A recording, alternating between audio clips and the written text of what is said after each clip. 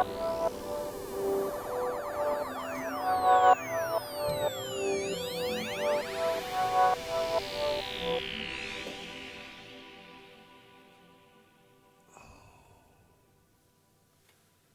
sweet, sweet beauty of the microphone.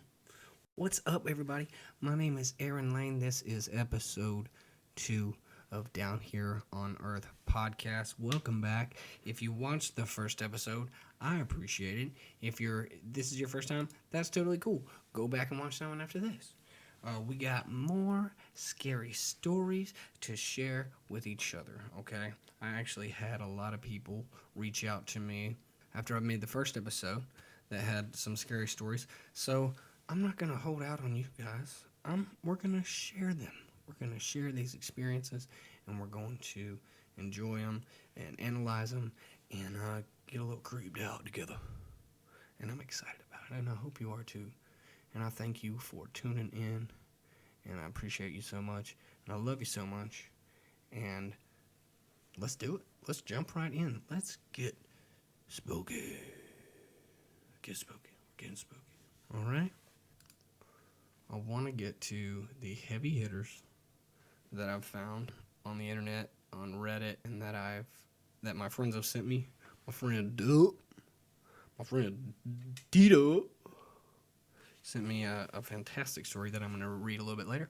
And then I've found some more on The Truth Is Here that are a little pulling at your heartstrings there. That's what I was trying to say. Like I said, first account, scary stories, creepy happenings, paranormal experiences. I got some secondhand internet stuff that people I've never met before, but creepy stuff. And then I might have some videos for you this time that we can share. And I'm excited. I'm excited to bring more to you. I'm excited to be back here with you, down here on Earth. I just want to connect with you and see if there's something to all this crazy, creepy, scary stuff. Let's go ahead and jump right in, though. I'm going to start with Scary Stories to Tell in the Dark, Alvin Schwartz. I didn't say his name last time, but that was the author of, or the collector of all these stories. I don't think he wrote all of them, but he put them all together and found a good artist to make my childhood a nightmare. So that's great. Thank you so much, Alvin. You're the man. Like I said about high beams, still stuff I think about to this day. Still stuff that gives me chill bumps, gives me goosebumps, goosies. So let's do it. All right. The first one we'll start with is The Babysitter. So there was a young girl who was in need of a job and was able to find work as a babysitter for a couple who lived in a large, isolated house. Let's call her Amy. The parents were going out to see a movie that night, and they left Amy in charge of their 3 young children. She put the children to bed when it got late and then went downstairs to watch some TV. Breaking Bad. Every time, I'm telling you. She was just getting comfortable when she heard the phone ringing. She answered it, and all she heard was heavy breathing, followed by a man's voice asking, "Have you checked on the children?" Freaked out, she hangs up the phone, trying to convince herself that it was just, somebody playing a practical joke on her. Amy went back to watching TV, but about 15 minutes later, the phone rang again. She picked up the receiver and heard hysterical laughter on the other end of the line. Why haven't you checked on the children? The babysitter slammed the phone down. Amy was frightened out of her wits and immediately called the police. The operator at the police station told the babysitter that if the man called again, she should try to keep him talking, and that would give the police time to trace the call. A few minutes later, the phone rang for the 3rd time, and when Amy answered it, she heard heavy breathing again. The voice on the line said, "You should really check on the children." Amy listened to him laughing hysterically for a long time.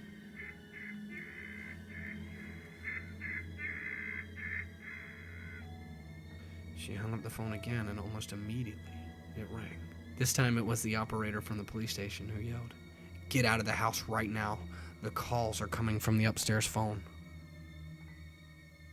I don't know how she would know it was from the upstairs phone. Unless it was a different phone line. Because then... Anyway, Amy dropped the phone in shock, and suddenly she heard heavy footsteps walking down the stairs. Without pausing for a second, she ran out of the house as fast as her legs would carry her. Just as she closed the front door behind her, a man's hand slammed against the glass. She screamed and ran out to the street just as a police car was pulling up outside. The police searched the house and found the 2 children upstairs, hiding in a closet, crying uncontrollably.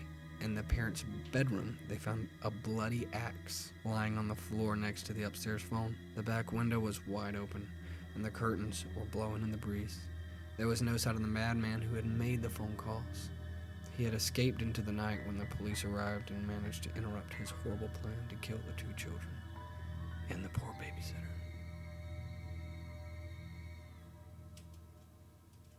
They changed the number of kids. Well, it was 3 kids at first, right? 3 young children, yeah. One of them's dead. You got one of them. That's all you can do. You know, what do you do? Oh, man. Other than that, fantastic. Great stuff. Terrifying. Woo. Love it, though. I love this guy. I love Alvin Schwartz. I love Scary Stories to Tell in the Dark.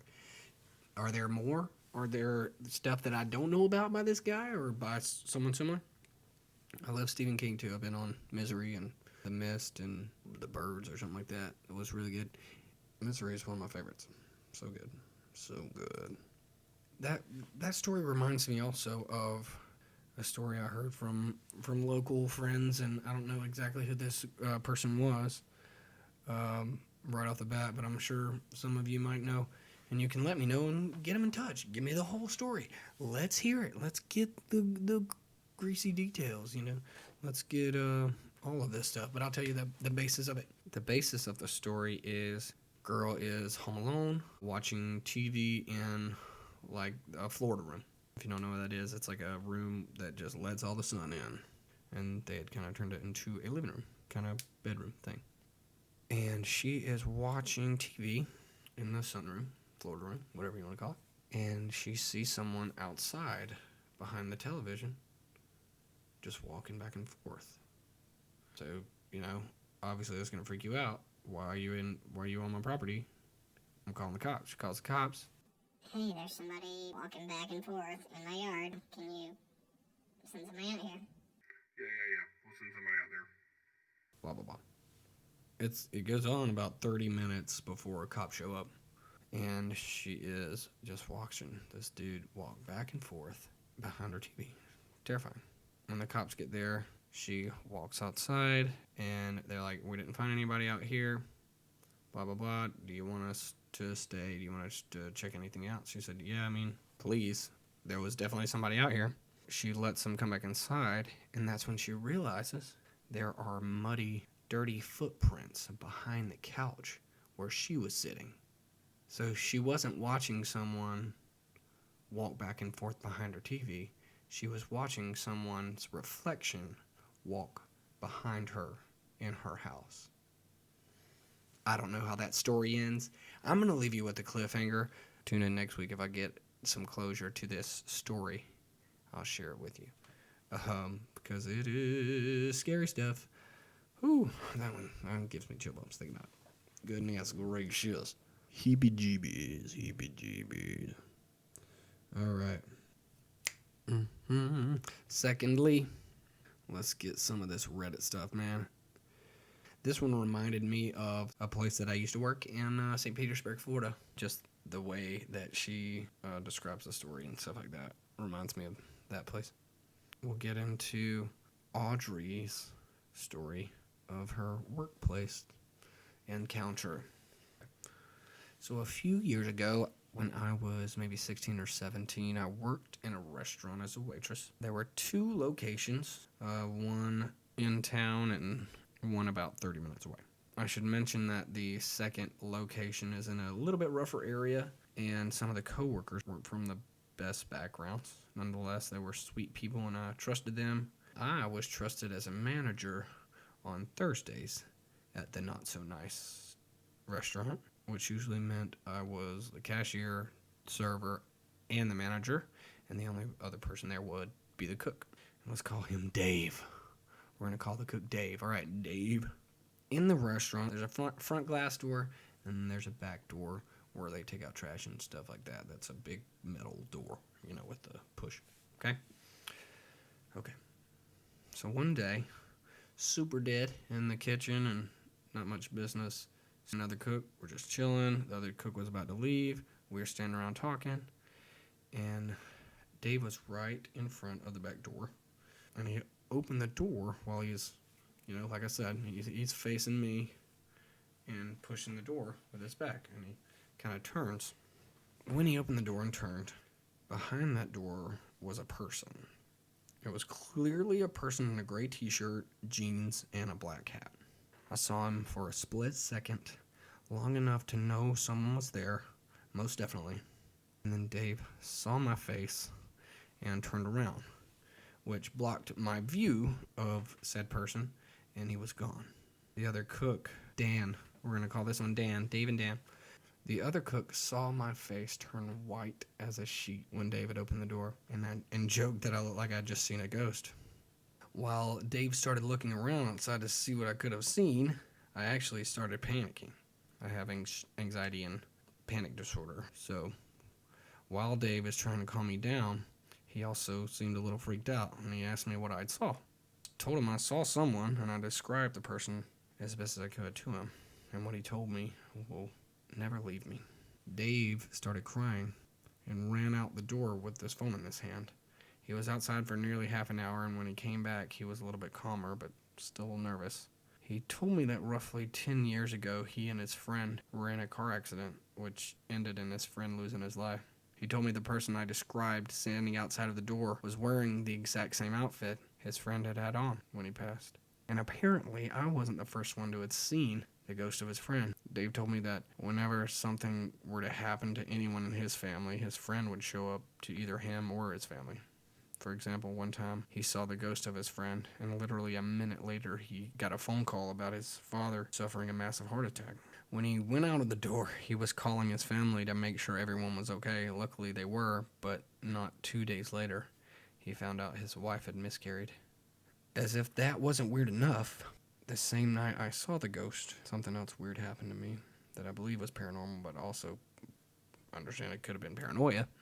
But I was at the front of the register, still shaken up, and a huge crow, was hovering outside of the front door. It was so weird. It was literally just flying in place. It flew away, and then a really strange-looking man approached the door and opened it wide, but didn't enter. Vampires. For sure. Moments later, the crow was back, and it almost came in the restaurant, but another customer swatted it away. The creepy man turned around and left, but with the biggest, creepiest, weirdest smile on his face the entire time. He turned around and left, but didn't order anything and never said a word. I know it sounds unbelievable, but I'm just hoping someone reads this and possibly understands that what I went through is real, because everyone I know doesn't believe in the paranormal things.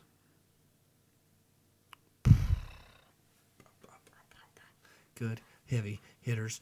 Oh man, I just see myself at that old restaurant when I hear all this stuff, because it was, not that it was in a bad part of town or anything by any means, a lot of just random characters that you meet along the way, all of them having great stories. Love it, man.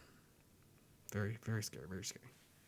I really like the uplifting ones. They're almost more creepy to me, because it's like you have this content feeling, like of experiencing someone possibly after they've died, or when they're in the midst. Again, we're getting into spiritual territory, and that's when I'm like, I don't know anything about this, because I don't know anything about it. I'm very skeptical about all things paranormal. It's always good to be skeptical, because people are out there and they will con the shit out of you. They'll do it. Like psychic readers, they'll take advantage. So many stories of people being taken advantage of that don't have the money, and they just give money to these psychics and to keep spewing their bullshit. And these people are flim-flam. They're con artists. Don't give them your money. Because the real stuff, the real spiritual stuff that happens, you can't just make it happen. It's wild. It's crazy. That's when we're going to get into this story. I had conversations with my brother before I found out he died a week earlier. This story is fantastic, and it's on The Truth Is Here on Reddit. Check it out. Here we go. This is the first time I'm actually writing about this. So, when I was 13, my older brother, who was 18, and I were on our way to a movie, and we were hit by a drunk driver. I woke up in the hospital 4 days later, having lost my right leg, and my other leg was in a cast along with some other injuries. That night, I woke up to my brother sitting on my bed, telling me everything was going to be okay, and to just go back to sleep. The next day, my parents came to visit and see how I was doing. I asked why my brother wasn't with them, and they looked at each other but didn't say anything. Smooth. That night, I again woke up to my brother sitting on my bed, telling me he knows I can get through this and I need to be strong and overcome this and not let my injuries stop me from living my life. We talked for a bit, him not answering specific questions but answering more generalized questions. I remember asking him why he was still wearing the same clothes from yesterday, because it was very unlike him to wear anything similar to what he wore the day before. He didn't answer that, but when I asked him how he was, he said better than he thought, given the circumstances. He reminded me to be strong and keep living, not let anything stop me, and how much he loved me, before telling me I should get some more sleep. The next day, my parents came again, and I asked why my brother wasn't with them. They both looked at each other again, and it wasn't only after that I said I would like family visits together and not at different times. And I would like my brother to visit during the day when we can talk more instead of at night. And that's when my dad asked what I meant. I said, Andy has been coming at night to visit. My mom broke down and left the room. That's when my dad told me that was impossible because Andy had died in the accident instantly.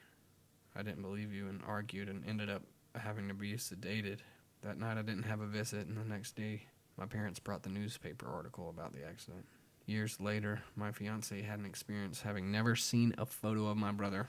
She described him to a T and what he was wearing, but that's a story for another time. But guess what? I have that story as well. Before we get into it, though, really love these guardian angel kinds of things, because we all say things to each other about they're watching out for you, you know, in African tribes and things like that. Elders that they would like pray to, like their grandpas and great grandfathers and things like that. They would pray to them for guidance and stuff like that. Okay, we got a little off subject there, but I love the stories about someone that we used to be close to still being there once we can't physically be with them anymore. I think that's just comforting to anyone. So that's nice. It's very nice. So here's the second part 2 of this one here about his wife. So let's get into that. Something to note before getting into what happened. My fiancé never met my brother, never saw photos of him before this. My fiancé is bipolar, extreme highs and extreme lows. We had been dating for 4 months at the time, and we had just moved in together. I didn't know at the time, but she had gone off her meds. This all happened while I was at work, and she told me about it later. So take this with a grain of salt. She's off her meds. That's not too funny, but, you know, you have those prescriptions for a reason. Let's call the fiancée Katie. Let's say Katie. Katie went out for a walk to get some air because she was feeling a little claustrophobic, and she could tell a manic depressive episode was coming on. It got to the point where she thought dying would be the best option, and standing out of the corner, she thought the best idea would just be to walk into traffic. It's really sad. As she took a step off the curb, someone grabbed her and pulled her back and turned her around into a hug. Arms wrapped around her, telling her she doesn't truly want to do this, and that everything will be okay, that she's stronger than she realizes, and it isn't her time. He told her to just breathe nice, slow, deep breaths, She looked at him and said, "Thank you." Katie turned around, wiped her eyes, and when she turned back, the person was gone. She told me about this when I got off work, and she wanted to put up a post online to see if she could find the guy to say a proper thank you for his help saving her. It was when she started saying what he told her and describing him that my heart started beating fast. I knew it would help her.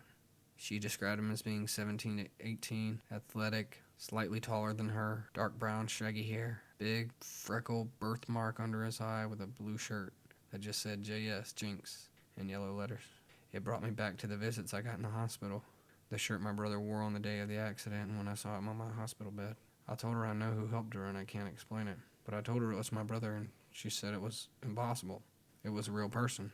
She even got a little angry with me for suggesting it because she never believed in ghosts or spirits or anything like that. Very skeptical. I asked her to please trust me, and that night we drove to my parents' house, and I went into the basement and found a picture of my brother and asked if it was that who had helped her, and her face went pale and kept asking me how it was possible. I had no idea what to say because I didn't know either, but I told her how he came in my life from time to time, and it looks like that's what he was there for today. Good stuff. That one made me really sad. Man, that's so awesome. That's so nice. Guardian angel, man. It's beautiful. I had some more people get in contact with me on Facebook, so I'm going to read a couple of those. I didn't want to leave anyone out, and I'm going to end it with this super spooky tale about a pendant that my friend had some very weird experiences with. But before we get into that, this is Haley. This is Haley's story. I didn't get any permission to use her name, so I'm not going to do that. So Haley, mother-in-law died of cancer, and we took care of her for her last few months of life. My son used to stand at the bottom of our staircase and flick the stair light on and off since she couldn't come down the stairs, and he would do it to play with her and let her know he was home from school at 3:45. She passed away when he was at school one day, so when he got home for like 2 weeks, the hall light would flick on and off around the time that he would get home from school. And a few times when we would just be sitting in the living room, just the three of us, it scared my son so much he would only sleep in our bed. But that's so nice. It's like, hey, I'm here, y'all. What's up? I don't really know what's going on. No one can see me anymore. Creepy stuff, man. Creepy stuff. But a little heartwarming too. Grandma's still there. Grandma's still hanging out, man. And I'm thinking this is in this other one from a friend, Cindy. I think she'd be fine with me saying her name. She said, this sounds like something that would happen in Savannah. I don't know if that's true. She said it's a basement bar at Whitfield's. I don't know where that is. I didn't ask. I'm just seeing this thing after like a week of posting it. So the three of us witnessed a guy come down to the basement bar at Whitfield's. Blue jeans, flannel shirt, the whole nine. I saw him in the mirror behind the bar, but he wasn't there. Not really. There were only three of us in the bar, so it isn't like it was busy and he easily slipped through the crowd. He came downstairs and presumably went into the men's restroom. When we began to wonder what had happened to him, someone went and checked, and it was empty.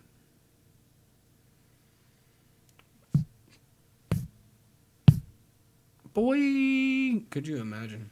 Bar ghosts. What if you died in the bar and you like had a party for the rest of your life? At one point you're just like, man, I don't want to go home. But you can. You can never leave. I'm going to get a copyright for that. Damn you, Eagles. Good stuff though. Heartwarming. The dead they're coming back to look after you. I love those. A little bit better than the last episode where I was just talking about people staying in a burnt down house. That's something I didn't get into in that story, The Guests. Did anyone drive by in their little horse and buggy when those people were staying in that burnt down house and just see them in there like eating ash and like sitting at the table, just like having a great time? Wait, what's going on? Just talking to nobody. I wonder. Anyway, that's what I thought about when I listened to the episode. All right, so we got more. Let's do one more of these Alvin Schwartz scary stories. Oh, this is one. I might do two, and then we'll get into Mr. Sheeta.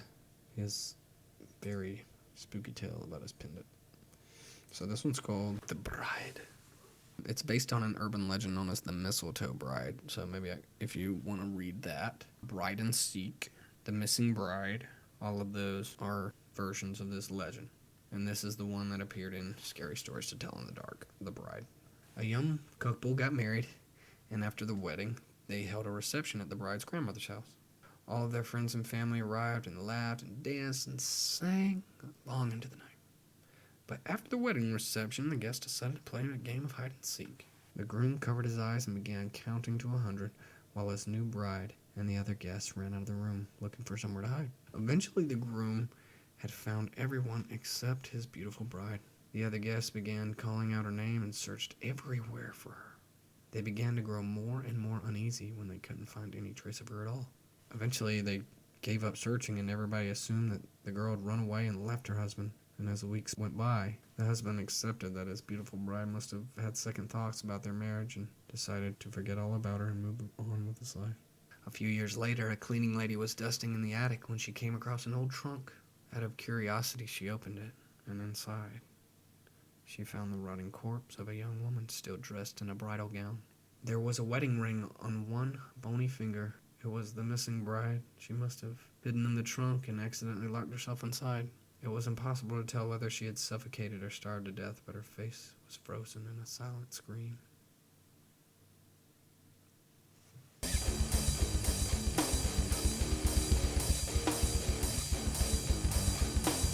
Fucking brutal, man. Brutal, man.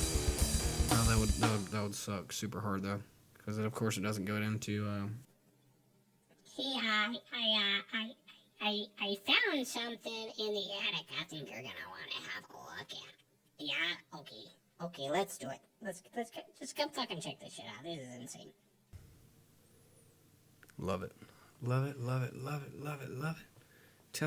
I'm telling you, I'm bringing you this stuff. Bringing it for you specifically. Because I know that your little spooky ass is digging it and you're eating it up.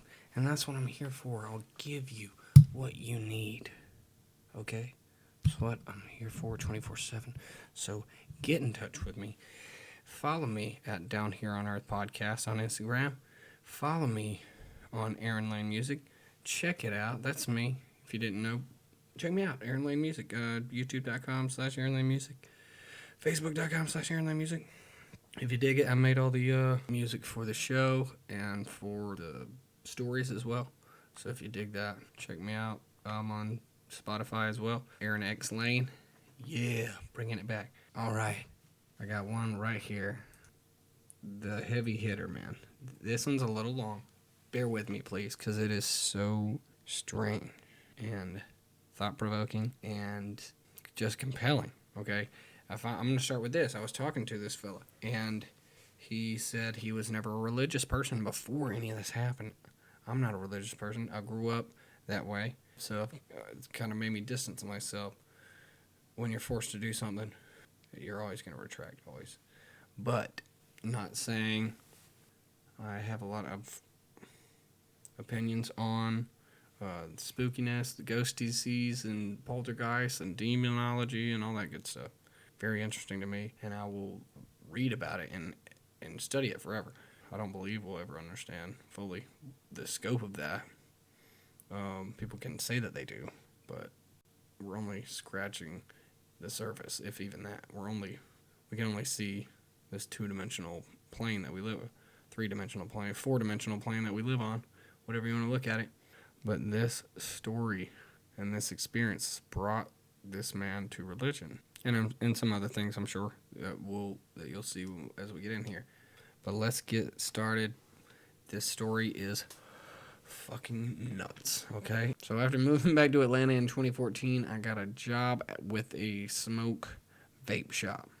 Multiple store locations, very well-known place, and from regular Joes to doctors to famous musicians, athletes, artists would be up in this place. Dynamic customer base. Business was booming. And I soon managed my own store in a Little 5 Points location. So, Little 5 has a little bit of everything: street vendors, live music, hipster fitted stores and apartment buildings, restaurants, lots of drugs and homeless people as well, daily fighting, blah, blah, blah. Seems like a lot. It's Atlanta. What do you do? While working there, though, I became good friends with a young minister named Micah. His name would be Michael. Did he had a Mennonite chin strap, too? Anyway, I joke. I kid. No judgment. Michael was about my age. He shared the same addiction to alcohol as myself. So we often shared many drinks, many good conversations. Everyone has their vices. Don't we all? To each his own, eh? I feel that, man. Anyway, he made jewelry. This guy made jewelry. Micah made jewelry. He used stones primarily. He would do rings, earrings, bracelets, pendants, anything you need. Each stone had its own properties and energies, like stones do. So that stuff was right up my alley. After having a few rings made that I gifted to friends, I had him make me a pendant. The stone used for the pendant itself was supposed to be used to bring negative spirits and energies into itself and expel the opposite of that. As fate would have it, he informed me that that would be the last piece being made due to him having to move back to New York. The day that he left, he gifted me the pendant and as well gave me his minister's hat. That sounds badass. And blessed each of the items before doing so. That's nice. That's super cool. Michael was from New York, so maybe not a Mennonite chin strap. Maybe he's not Amish. I'm judging. Just kidding. If you want to be a priest, be a priest. Just don't touch little kids. Now, I'm sure this guy's a great guy. That's not what this is about. Getting off subject. Now, at this time in my life, I was not, nor had I ever been religious, like I was explaining before. My interests had leaned more toward the darker side of things. Yeah, hell yeah. My meeting so many different people in the Little Five allowed me to make connections with another guy who went by the name of Cisco. Hope it's okay that I'm using all these people's names. Don't look into it. So Cisco was involved in the dark arts of sorts. So witchcraft, black magic, the underside of spiritualism, demonology, blah, blah, blah. Once I had the pendant in the hat, a few days later, I went to see him before opening my store, and he blessed the hat and the pendant with his practices. As well, he made me smudge oils over each object while he did so, with hopes that he would change the properties of the pendant, as well as tie the hat to it with those same properties. I wanted him to make it so the pendant housed negative, dark energies and kept them close to me at all times, rather than push positivity and love outward on the world around me. Hey, bro, we all get there. I feel ya. We all get a little dark sometimes. I wanted to see any and all that I could. He warned me that in doing so, there's no off switch. Wherever I was, and whomever I was with, whatever bad followed me or dwelled there would seek to manifest itself to that pendant specifically. I didn't think too much of it, though. About as much as anyone else would, I'm sure. The thrill of seeing his practice at work was the high point for me until things started changing. See, I want to stop for a second and get into, if you're listening to me tell you about this, then maybe you do share some of these feelings that he's going through. I kind of connect with him on that, you know.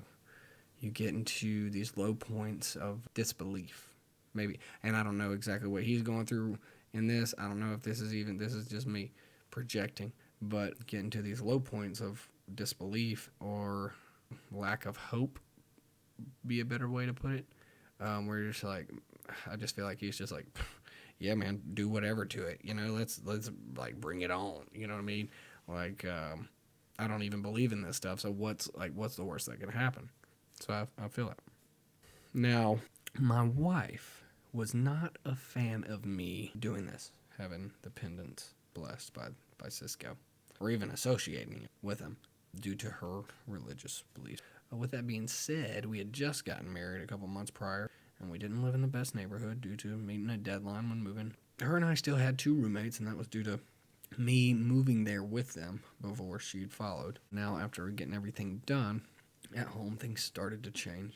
Every morning, and I mean every single morning, all of the cabinets in the kitchen would be open. sometimes the refrigerator also. Loud arguments could be heard between what sounded like people, only there were no other people there. Our cats would cower down and moan loudly towards corners of the living room, moaning as if they were sick and scared. Every night around 2 or 3 o'clock, this would happen. Time passed, and these things became as normal as they could be. A few months later, after the initial occurrences, I was sitting in the living room. It was about 1 a.m., and my wife was out of town visiting family.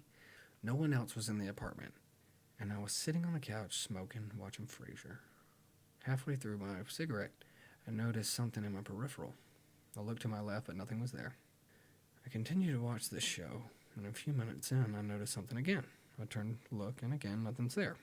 At that point, our cats sulked into the living room, moaning, whining at me. Then I saw something out of my peripheral once more. I slowly turned to look, and peering back at me around the corner of the kitchen was a black silhouette, a human-like shadow figure. I stared at it for a few seconds, but it just stared right back. I got up and tried to rush into the kitchen to see exactly what was going on, and as I stood, the figure darted off through the kitchen. I followed it, and I watched it turn down the hallway. As soon as I turned to follow it, it vanished, and the only trace it left behind was a sudden and drastic drop in temperature. Shadow people. Ugh. Fuck that. What are you, man? Get out of my house.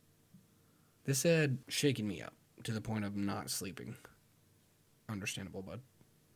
I waited on my friends to get home, and I told them about it. They were nonchalant about it all, and we carried on with our day, but after some time passed, the kitchen cabinets continued to be open each morning. But I began having the feeling of constantly being watched, no matter where I was at. Soon it went from me experiencing these things to the others experiencing these things. My closest friend in life, someone I consider a brother, abruptly left Atlanta without much explanation. He just left. But I later found out that part of his reasoning was due to hearing screaming and arguing of voices that had no physical embodiment.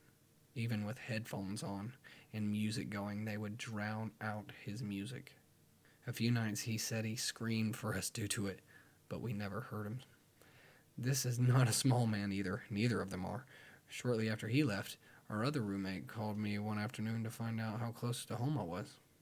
He was almost in tears on the phone, and he said he had his gun with him in the living room, but was too afraid to get up and walk out the door. This coming from someone who believes in nothing that he can't see. No religion, no spirits, nothing. When I got home, I got that same feeling he got. I did manage to get him up, though, and out of the apartment. A few more months pass, and we go our separate ways. My wife and I to a new apartment in Riverdale, with him being right around the corner. The same events continued to happen in our new apartment, though, constantly. We dealt with it for another year and a half, here and there, then came back to move to South Georgia. Not thinking much of it, I continued to wear the pendant and the hat. And I left the affected areas and relocated hundreds of miles. But unknowingly to me, I had all of it with me. My alcoholism was still at its peak during this time, but I was a high-functioning alcoholic. Never missed work, never got behind on bills. But my wife said that I'd started talking to myself in my sleep. My response, of course, was, a lot of people talk in their sleep. But she said it wasn't a one-sided conversation anymore. Now I would ask questions and give answers. But she said the other side of the conversation was a voice she had never heard before. Coming from me, but not me. And this is when it all went downhill. Oh, now it goes downhill. Okay. And it really began to bother me. Sure enough, I saw another shadow figure in our new home. But this time it was polarizing. I felt small. I felt afraid. It got to the point where I wasn't able to sit with my back facing anything other than a wall. I started to only sporadically wear the pendant, and oddly enough, I noticed the copper wrapping around the outside of the stone that housed it rapidly became more tarnished in its appearance. After noticing this, I decided to wear it again in order to see what would happen. The same experiences continued to occur, but the copper setting seemed to be almost brand new again after only a few days of wearing the pendant. The occurrence that ended it all, so to speak, came after I had not worn the pendant in a few months. My grandmother spoke of how pretty she thought it was and asked if she could wear it to church. I said, yeah, why not? Maybe it would do some good in a church. I drove it to her Sunday morning before she left out, and she put it on. After following her out of the driveway, she turned to head towards church, and I headed towards the house. 2 days later, I went to go get it back from her, because for some reason I just felt uneasy about it being gone. Upon arriving, she informed me that she had no idea where the pendant was. She told me on the way to church she had started feeling as if a weight had been set on her chest, and the pressure kept increasing, so she decided to take it off and put it in her purse. But after getting back home, she could no longer find it. She said she had searched for it those 2 days but never came across it. I felt as though it was in her house, like I knew it was in her house. I told her it was somewhere in there, and we looked and looked and looked. Nothing. I went home, kind of bummed out, but a little worried too. I didn't want anything to manifest itself in her home by any means. Later that week, on a Saturday afternoon, she called me. Very sternly, she said she found it, and that I needed to come get it right then and there. I drove to her house, and sure enough, it was on the counter in the kitchen. I asked where she had found it, because both of us looked on that counter, as well as everywhere else in that part of the house. She looked visibly worried and told me she went into her closet and was looking for it there. Maybe she'd put it in a coat pocket instead of her purse. We found nothing in the coat pocket, but she said something told her to go into the very back of the closet. She did so, grabbed a purse my papa had bought her shortly before he passed. Still in the bag it came in, never used before. She reached in, opened the unused purse, and inside, there it was. I took the pendant home and put it away. My brother and I discussed this occurrence because he also shared interests in that situation. 2 weeks had passed, and he dropped me off at home one night after work. We hung out for a bit, and he decided to head home around 12:30. He called me probably 15 or so minutes later and was on the verge of tears. His voice was shaking, and he told me as he was backing out of my driveway, he looked forward again to turn onto the main road, and squatting in my yard was an almost humanoid, silhouetted figure, adorned with pale, red face and yellow eyes. He said he literally rubbed his eyes and looked again, but it was still there. It turned its head in his direction as he began to drive down onto the main road. He said he looked for a way for just a second as he was idling by, and he looked back only to find it had disappeared. He didn't sleep a wink that night, and he's never come back to my house since. He won't. He said he's never felt the way he felt then, or since, in his entire life. Shortly after this, the purse incident, and everything else, I got rid of the pendant. We had our home blessed, and still follow up with that procedure, even still. The hat left shortly after. Things calmed down to the point of general normalcy nowadays, but sometimes I still feel like that same something is watching me from the pine field across from my front porch. Oh my God. Chills, man. Chills. I appreciate you sending me this story, man, because oh man, I got watery eyed. I don't know if you guys saw that. Reading about that reminds me of Insidious. That the red face and yellow eyes, it like pops out from behind the other dude. So scary, man. Demons. That's like malignant intelligence. That's like okay. There's some shadow people in here. Let's talk about that. Where the point where he is staring at that thing, the second time, or said it, but the second time he talked about it, or it's like polarizing. I think we tap into like this primal fear. If you listen to some people's testimonies about being abducted or anything like that, or there's a story from Vietnam about these guys seeing like this purple cloud of something, and they said it like this the scariest they've ever been, the most terrified they've ever been in their lives, and they can't even explain it because they've never been that way. It's like this, like you said, polarizing, like stop you in your tracks. I'm not supposed to be experiencing this. Your brain is like rejecting. It's like no, no, no, no. And I think it's like automatically you're in like a panic attack, adrenaline. A lot of people experience that. But shadow people, main point of this, if that thing, maybe it's a primal fear for a reason, you know what I mean? Maybe we experienced something like that when we were less developed evolutionarily. You know, our brains, your brain creates what you see around you for you to understand it. It interprets it, your eyeballs interpret it, and then your brain decodes it. So you literally create the space that you're in. So are there actual things that can take advantage of your process that goes through that and manipulate it? Or is it that you're actually just seeing some crazy shit that you're not supposed to be seeing? Interesting stuff. There is something called The Man with the Hat. I was watching I believe it's on Hulu, documentary about the Man with the Hat. And for some reason, the Man with the Hat, we're not talking about me. We're talking about someone that people see in the corner of their places, and he's just him standing, or it, whatever you want to call it. But it's different. They say it's different than Shadow People. Check that out. That's really fun. A little documentary. That actually, to be on the budget that it was on, it's really scary. Really scary stuff. You want to get creeped out after this episode of Down Here on Earth, check that out. And send me some creepy stuff too, man. I like the creep stuff. I like the scary stuff. And I'm about it. I want to hear it all. I want to see it all. And I want to know what you guys are doing. How about this? If my buddy sends me this video, I will end it with this video. Here is, I know I have one, which is a video that his buddy took of a UFO. It looks like New York City.